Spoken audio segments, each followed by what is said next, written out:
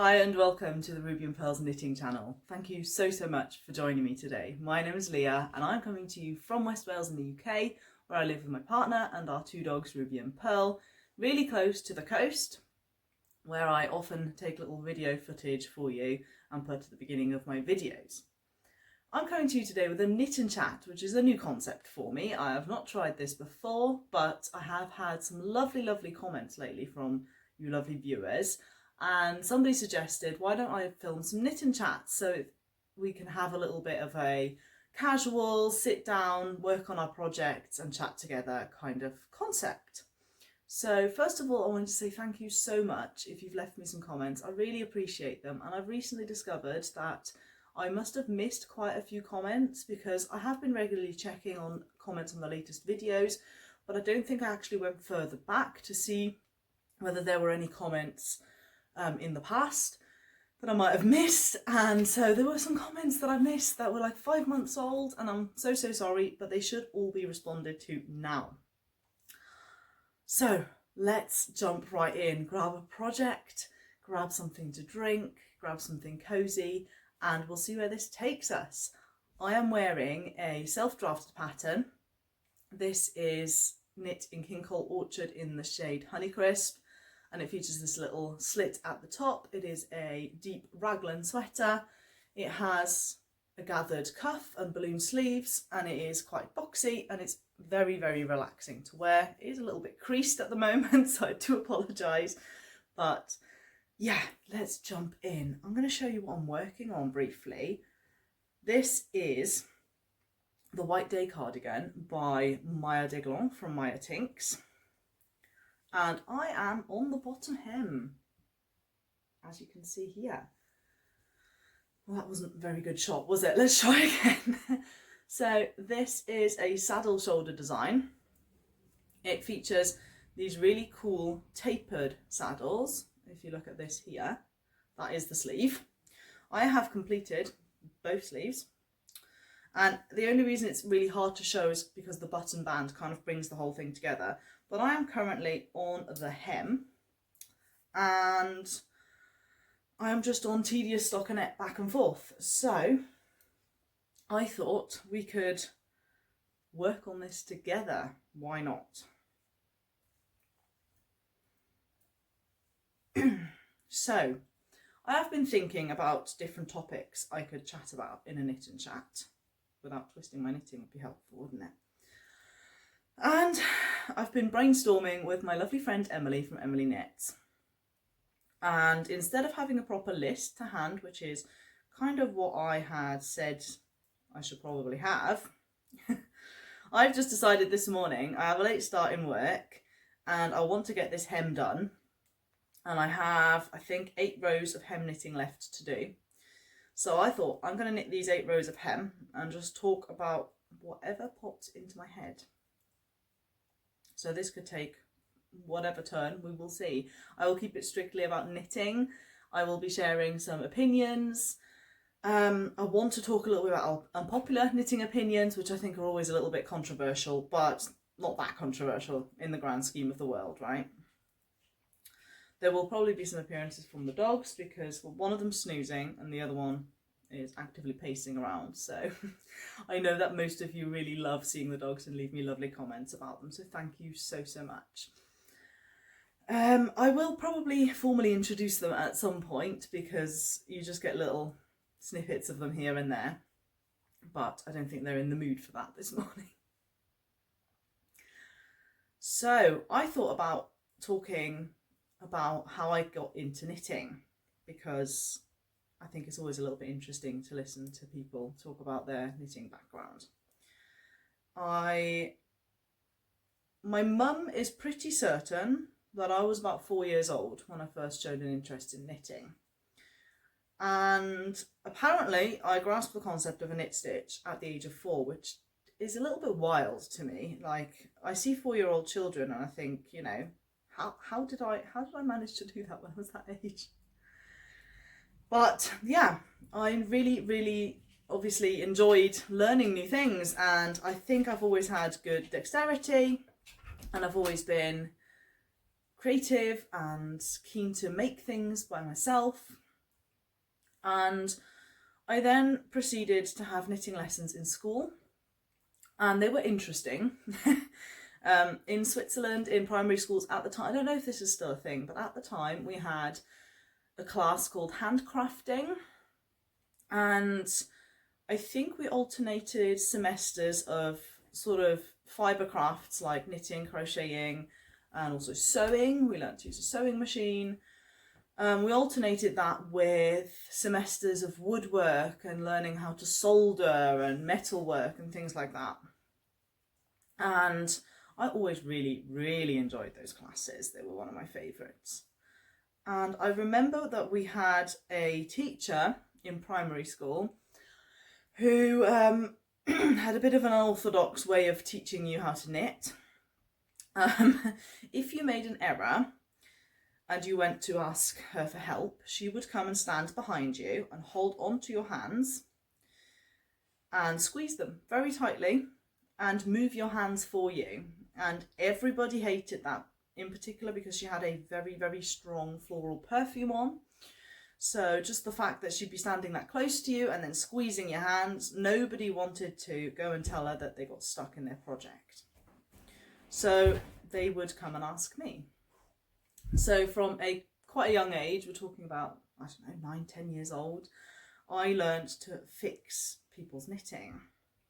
And I think that was a huge benefit to my sort of knitting career, if you want to call it that, because I learned how to fix my knitting, and I think fixing your knitting is the number one thing that will get you to advance in your knitting, right? Because you're learning how to fix mistakes, you don't get stuck, you don't get afraid to drop stitches and rip back and do all kinds of things, and that's what I've done for a very long time, clearly. So that was kind of my first foray into knitting more complex things and also fixing my knitting.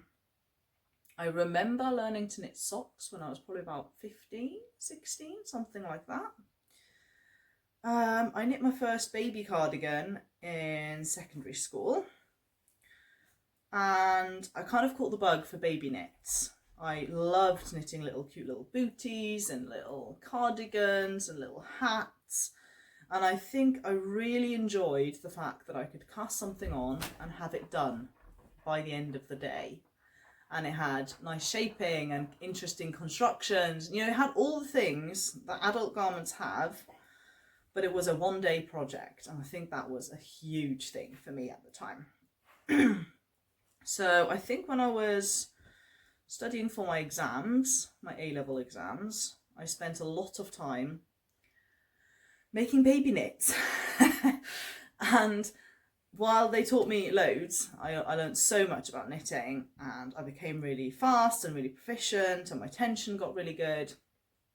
I ended up with this massive sack of baby booties and baby cardigans and baby hats, and not really an outlet for them. I did sell them in a local baby shop, baby supply shop, for a while, but you know, very minimal profit. It was more a case of getting your yarn money back, and it wasn't that expensive in the first place for a tiny pair of booties, so it kind of wasn't worth it. And I think I fell off the bandwagon again, because there's only so many baby things you might want to make before you start, you know, realizing that you don't have a use for them. I was quite young at the time. Nobody around me was having babies. I wasn't having babies, so there was just, while it was nice to make them, there wasn't really a massive use for them.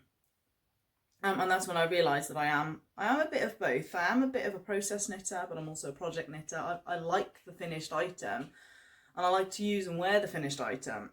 But for some reason, it never clicked that I could actually knit adult garments. And then when I was 20 years old, coming up to 21, I first came to Wales as a volunteer. And I lived in a shared house with other volunteers, and at the time I decided to buy a big 400-gram ball of yarn and knit everybody a hat. And then I wouldn't knit again for months and months and months. And when I first met my partner, I think not so long after we met, I made him a cardigan. And it was one of those, I don't know, maybe King Cole or Stylecraft or something, or Sirdar patterns. You know, the ones that are like 4 pages on a flip open kind of piece. that you can get from your local yarn shop. And it was beautiful. It was cabled, it had buttons, it was a cardigan. I think it had a shawl collar. It was stunning. And I made mine in one of those big balls again. It was a tweedy, sort of creamy tweedy one. And I made him this cardigan and he wore it and he loved it and he got loads of compliments for it and it was brilliant. I knew nothing about tension and gauge at the time. I knew nothing about blocking. So he wore this cardigan, he loved it. I came to put it in the washing machine because it needed a wash. And it was 80% acrylic, 20% wool, so it was perfectly suitable for a washing machine. What I didn't realise is that at the time, at least, I was an extremely loose knitter. And because I was a loose knitter, for some reason, unblocked, it still held its shape really well. And it turned out at a pretty decent size, the size kind of that we wanted. But as soon as I blocked it, it stretched out so much in the wash that it was just, there was no way he could wear it. You know, it was too big in every direction. It was enormous. Like, you could have fit at least 2 of him in there, if not more. And it was a real shame. And I got so discouraged, I decided I wasn't gonna knit any more garments. I think I also self-drafted a few things when I first moved here that I had no business self-drafting because I knew nothing about garment. I never even knit a garment from a pattern properly, so there's me trying to self-draft something. But there we are, that's kind of my background. And then I stopped knitting again for ages. And I got into jewellery making. I really got into jewellery making. I made silver and gold jewellery with reclaimed diamonds and really enjoyed that as a hobby.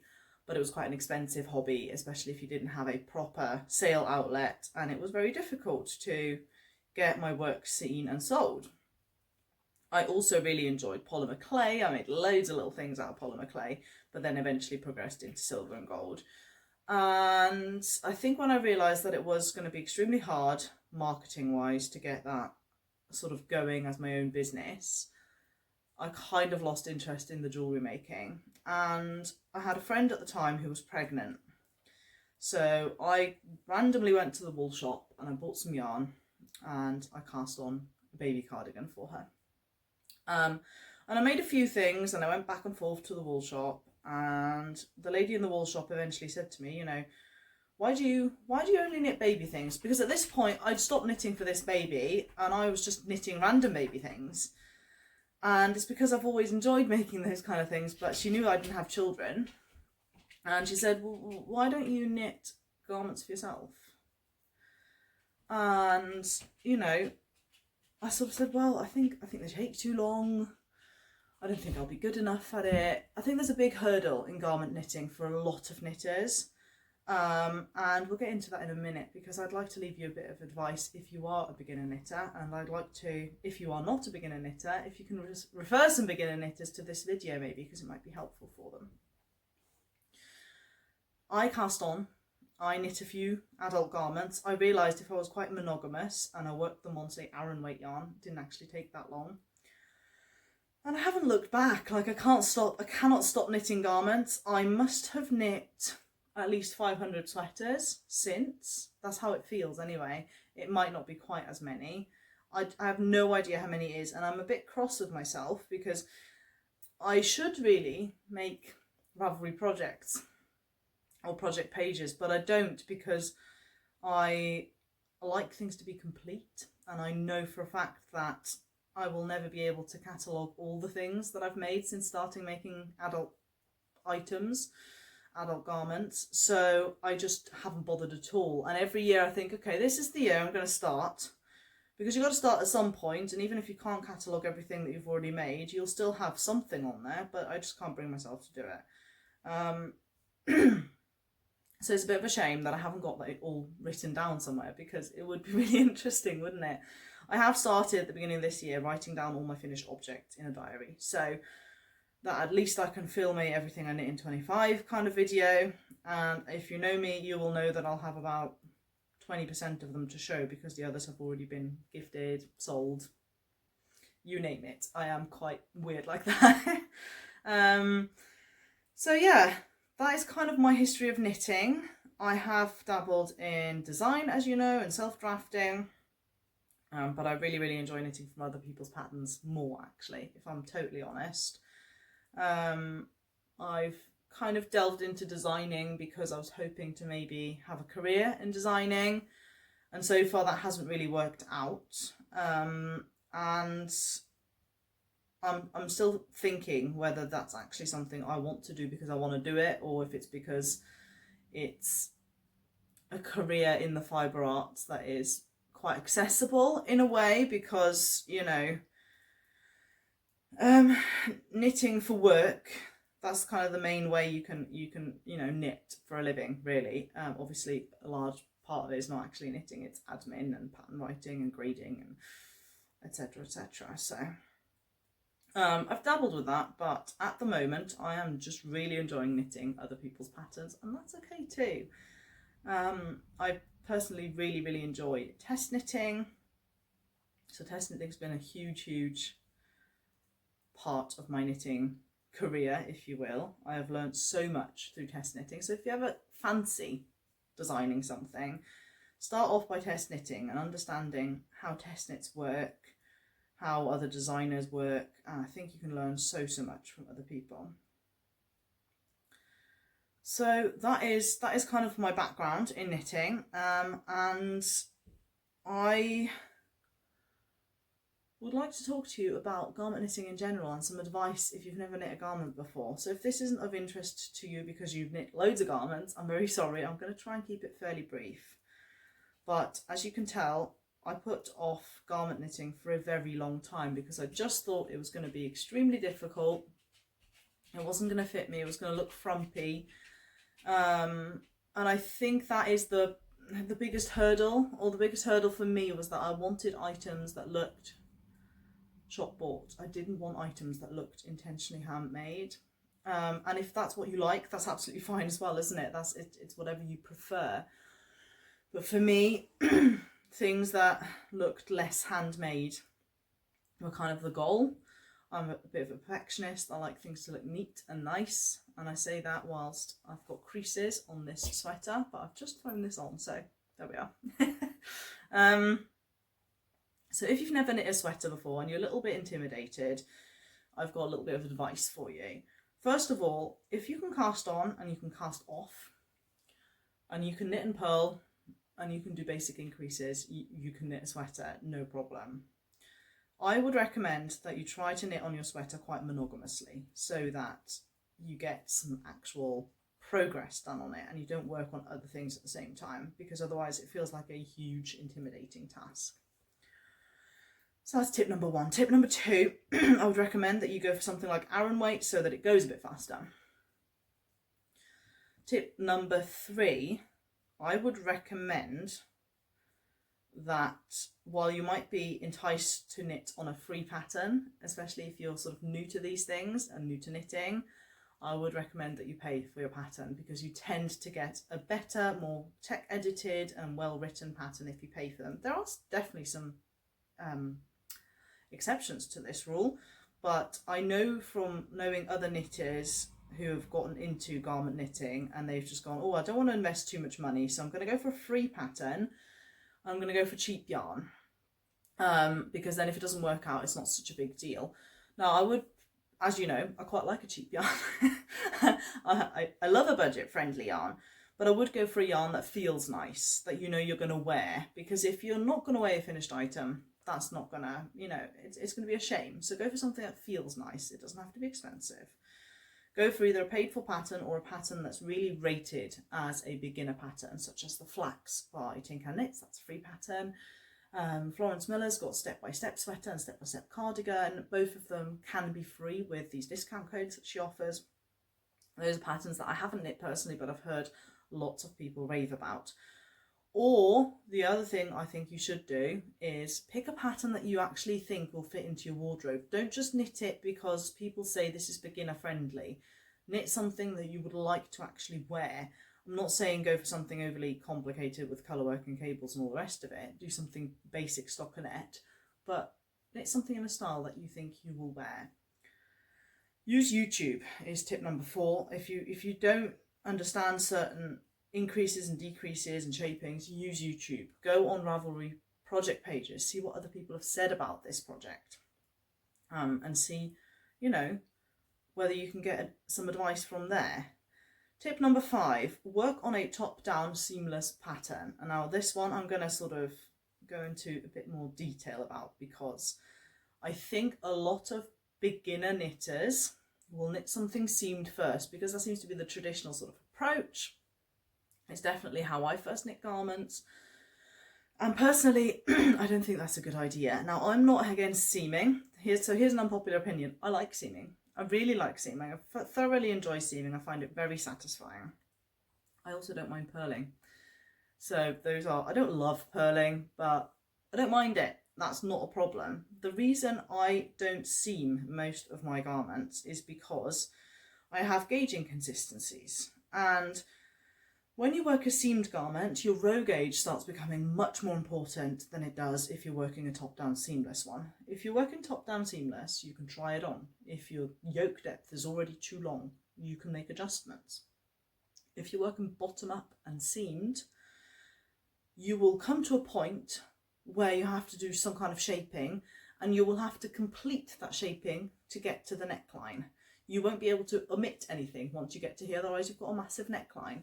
So you will have to do the whole thing, and that might lead to an enormous yoke depth, or a yoke depth that's much too short if your gauge isn't consistent. And if you're a beginner knitter, your gauge probably won't be so consistent. I have one sad example for you. I can't remember the pattern. If I can find a photo of me wearing it, I will insert it here, but I may not be able to because it's long gone, this project. I'm just going to intercept what I'm doing because this is a blown yarn. I'm working on Yarn Smith's Pebble Haze, I should have told you. And I've just run out of yarn, and my latest favourite way of joining the next ball is to actually insert one end into the other. So I'm just going to do that now. But that project I was telling you about, it was a beautiful long cardigan. And I think I made it in Katia Concept Cashmere that I got off eBay. It wasn't super expensive, but it wasn't cheap, and it wasn't thick enough. So I added some mohair to it. So this was an expensive cardigan. And I cast it on, and I knit it, and it had beautiful cables that worked all the way up, and they decreased out here. I think it was a raglan or a sort of set in sleeve situation, but these cables decreased out. And if you've got a cable that's really wide that sort of tapers, you've obviously got to work all the decreases so that you've got the full cable so they meet at the top and it all looks nice. And I didn't realise that my row gauge, my stitch gauge was probably off a bit as well, but my row gauge was massively off. And because it was massively off, I ended up with an extremely deep yoke. Now, that's not a huge problem, but once I finished the whole thing and seamed it together, I realised that it kept falling off my shoulders. It was very impractical to wear. And I was very disappointed because at this point, there's not much you can adjust really. You'd have to undo all the seams, take off the button band. You know, it's a lot of work to make adjustments. If you're knitting something top down, it's a bit too long. You just take a bit of length off, it's not a problem. So that is the unfortunate story of that cardigan. And it got a bit worse because it was also in a beautiful yellowy ochre colour. And the problem with this colour, and specifically the problem with the mohair that I chose to use, was, I've just undone that by accident, was that it shed like crazy. I've never experienced shedding from mohair like it, and I think it put me off mohair forever. And as you know, I don't really work with mohair anymore. I have done since, but I've just decided mohair isn't for me for several reasons. But this mohair shed so badly. I remember getting in my car and I had black seats, as you do, and I would get out the car and you could see where I sat because everything was yellow. It was very yellow. And I decided, because it was shedding so much, and I tried my best with like a sort of a depilling comb to take some of the fluff off, and then it kept falling off my shoulders, and I was desperate to have this cardigan, so I ended up felting the cardigan in the washing machine, thinking it will probably sort of bring the mohair together a little bit, make it shed less. It will also shrink up the armholes, and it will probably fit me better. It did work, kind of. It became quite stiff. Especially the seams became really noticeable. You know when you can feel a seam? And that's fine if the seam is in the right place, of like a tailored jacket, but the seams were kind of not in the right place, because I ended up, it ended up shrinking more, I think, in length than in width. So it was all a little bit funky. And the bloody thing still shed. It was shed. This is Rico mohair. Just for reference, I'm not telling you not to buy Rico mohair, but that was what happened. Needless to say, this very expensive cardigan, which cost me probably about £100, is now a blanket that my friend's cats lay on, because at this point it was unsavable. So what I'm trying to tell you is, knitting something bottom up, especially in stocking stitch, it curls so much when you knit it flat. It is really hard to envision how it's going to fit you until it's kind of, it's not too late, but it kind of is, because you've seamed it all up, you've probably added some trims and all the rest of it. And so I would just not recommend that you do any seamed garment at the start. I'm not writing off seamed garments. I actually quite like a seamed garment, but I think if it's your first garment, I wouldn't do it. So those are my tips on initial garment knitting and my regrettable story on my cardigan. So there's a little bit of popular and unpopular opinions for you. I have made a bit of progress on my hem, and I'm just trying to think of other things that I thought about talking to you about.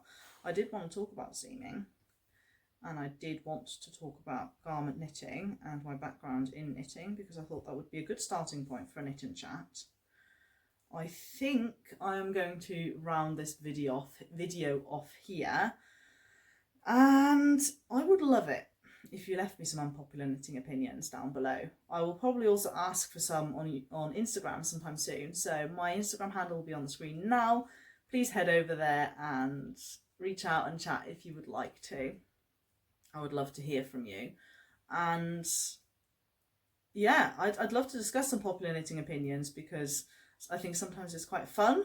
I think it's quite harmless and you know, a fun topic to talk about. And sometimes you realise that you have actually got some really popular and some really unpopular opinions. I know that most people don't like seaming. I know that most people don't like purling. But I've also got some really popular knitting opinions, such as I really like petite knit. I quite like beige. I like an all over stockinette garment, more to wear than to knit. I actually really like knitting complex things, but I don't grab and reach for them when it comes to getting dressed. So I'm kind of forever trying to find patterns that are fun to knit and complex enough, but that don't look too complex. That's kind of where I'm at the moment. What else? I have never knit with metal needles. I tell a lie. I've knit with the old cheap, straight, horrible plasticky, metally, somewhere in between needles that you learnt on, you know, 20 plus years ago, but I've never knit with Chowgu. I don't know if I would like them. I am conscious of the fact that you would be able to hear me knitting a lot more, and I knit while my other half watches TV a lot, and I don't really want to be clanking needles all the time. So there's that. What else? I know that it's probably unpopular that I knit with a lot of cotton acrylic blends. It's not really the norm.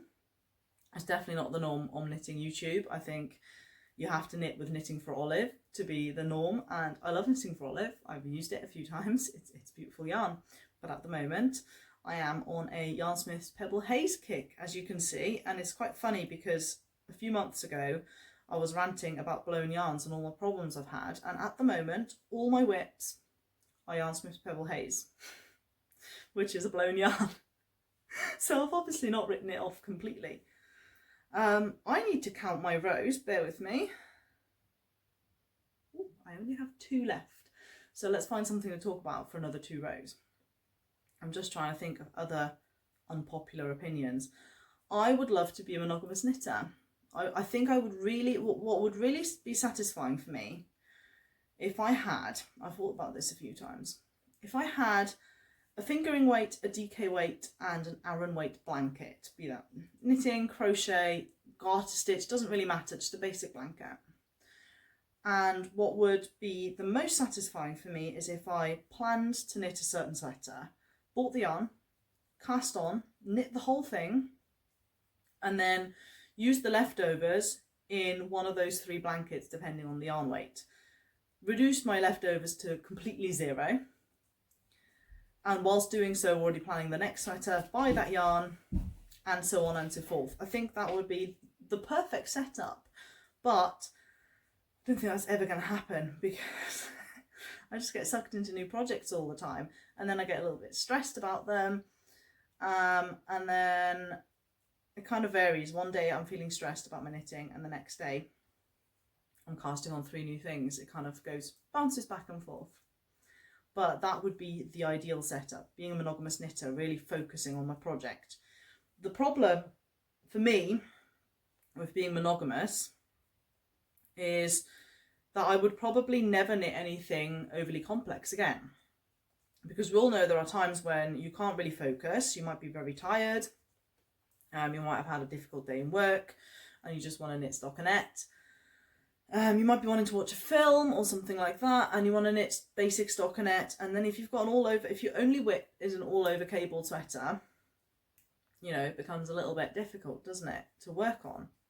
So I like to have 2 or 3 projects on the go in an ideal world, and I like at least one of them to be at the very mindless stage. So either be a completely mindless project, but I don't make many of those really. I kind of like to have a stockinette project at the stage where you're just doing, either like now, I'm just doing back and forth, there's no shaping, there's nothing else happening, or something that's just in the round.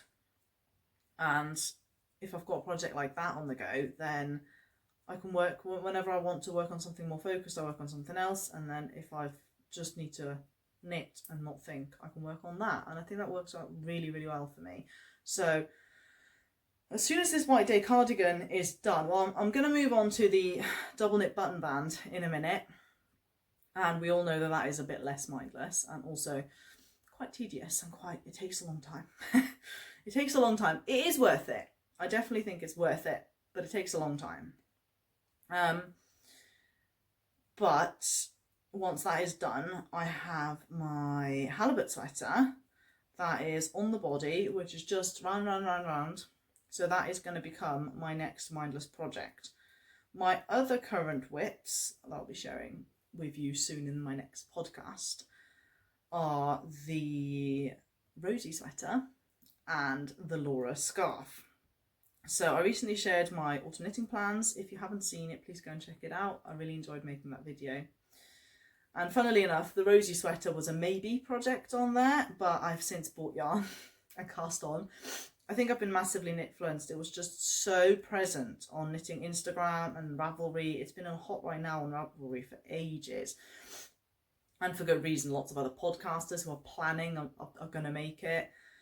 And I might do a project vlog. I've thought about doing a project vlog, and I might need your opinion on this because I'd like to do one. I've actually started filming one for a different project, but it's not quite working out how I'd like to. Not the vlog, the actual project, so I'm not sure if I'm going to finish it. But I'd love to make project vlogs. The only problem is I don't know how to put this.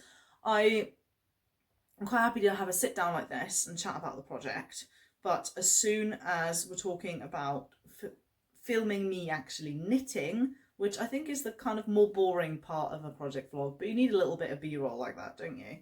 Like, I don't think my surroundings are that aesthetically pleasing. I quite like where I'm sitting right now for filming. This is not where I normally knit. This is not even where this chair lives. This is this is completely staged. I normally knit downstairs. The lighting isn't great. I have a lamp over me that has a very yellowish tone, so that's not good for filming. I normally have dogs climbing all over me. I have blankets and a cardigan to hand. I have all my knitting notions and tools on my, on my coffee table. There's candles and supplements so that I remember taking them. There's all kinds of stuff there. Cups and, my drink, and it's just none of it is beautiful. So I'd have to really stage everything for these B-rolls, which would be a little bit awkward for me to do. So I kind of, and the other problem is I mostly knit in the evening when my partner's home and we're sat there and the TV is on, and I just can't film then. So I think a project vlog will just be a little bit complicated for me to do. Let me know if you enjoy project vlogs that are basically just sit downs where you just show how far you got and what your thoughts are, or if you kind of need those little interceptions of watching me knit and putting some music in and make it a bit more interesting, because otherwise it's kind of a project podcast then, isn't it? It's not a project vlog. So those things are kind of on my mind. But yeah, as I said, Rosy Sweater is on my needles, and so is the Laura scarf, which is a pattern in testing by Anna from Yarn Moomin or House of Budlier, and it's really, really fun. I'm really enjoying it, and it's also in Pebble Haze. So all three of my whips are in Pebble Haze. That's kind of what I was getting at, I think. As you can also see, I'm very on brand with my colour choice. Everything has to be mint. This is basically the mint episode. I think this is the mint day cardigan rather than the white day cardigan, which is very accurate for me because everything's mint. I love this colour. I even have needle stoppers in the exact matching colour. There you go. I've got a white one on the other end. And very predictable, but I know what I like, and there we are. Anyway, I have finished my 8 rows of stockinette hem. I just need to do a folded over bind off now, and I think that won't be very fun to watch because I'll probably be swearing at it. So I'm going to log off here. I hope you enjoyed this knit and chat. It was a little bit rambly, it went a little bit in different directions. I probably promised that I'll talk about something later, and then I didn't do so because, I'm just letting the thoughts flow. If you have any opinions, please share them down below. If you have any unpopular knitting opinions, please also share them down below and share them with me on Instagram. And please be kind. It's okay to have different opinions on knitting. It's just knitting. And thank you so much for hanging out with me. See you soon. Thank you. Bye-bye.